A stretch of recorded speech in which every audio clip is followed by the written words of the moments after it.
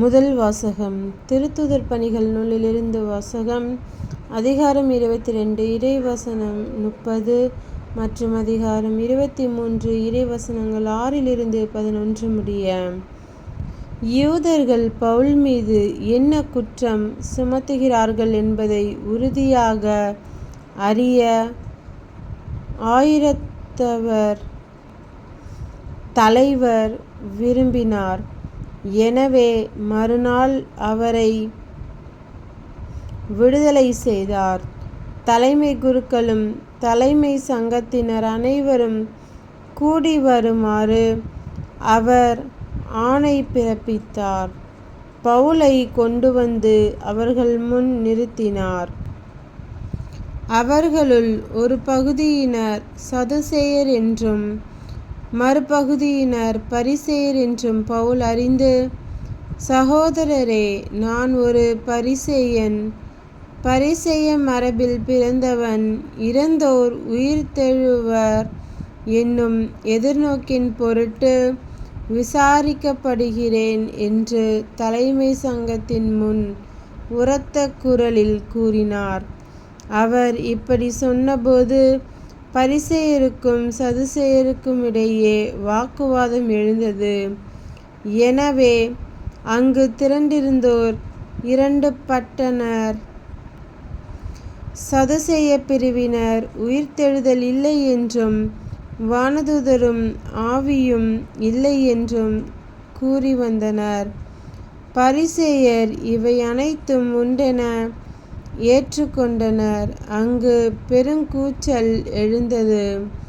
பரிசேய பிரிவினை சேர்ந்த மறைநூல் அறிஞருள் சிலர் எழுந்து, இவரிடம் தவறொன்றையும் காணோமே, ஓர் ஆவியோ வானதூதர் ஒருவரோ இவரோடு பேசியிருக்கலாம் அல்லவா என்று வாதாடினர்.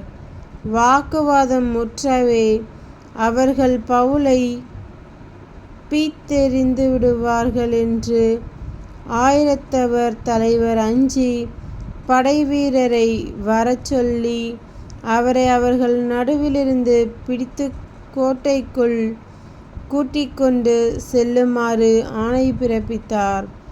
மறுநாள் இரவு ஆண்டவர் அவர் அருகில் நின்று, துணிவோடிரு, எருசலேமில் என்னை பற்றி சான்று பகர்ந்தது போல உரோமையிலும் நீ சான்று பகர வேண்டும் என்றார்.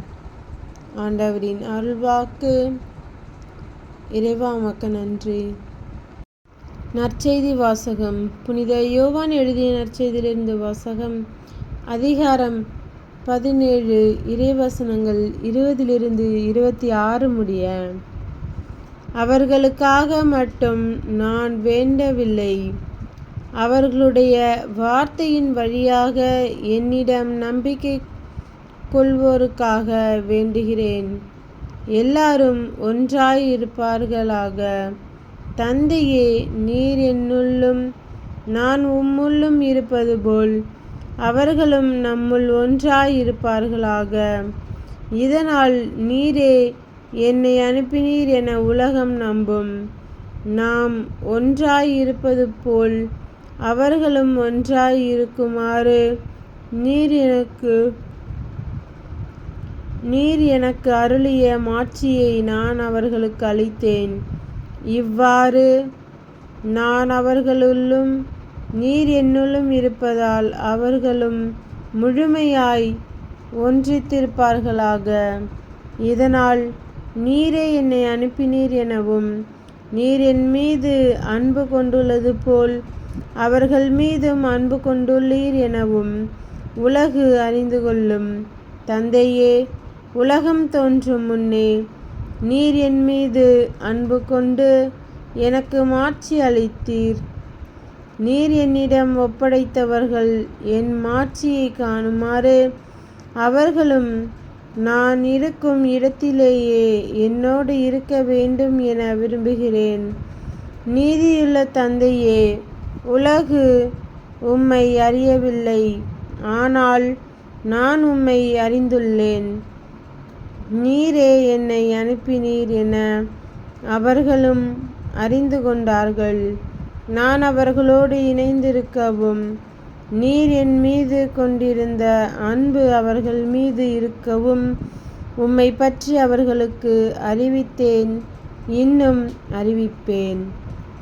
கிறிஸ்துவின் நற்செய்தி. கிறிஸ்துவே உமக்கு புகழ்.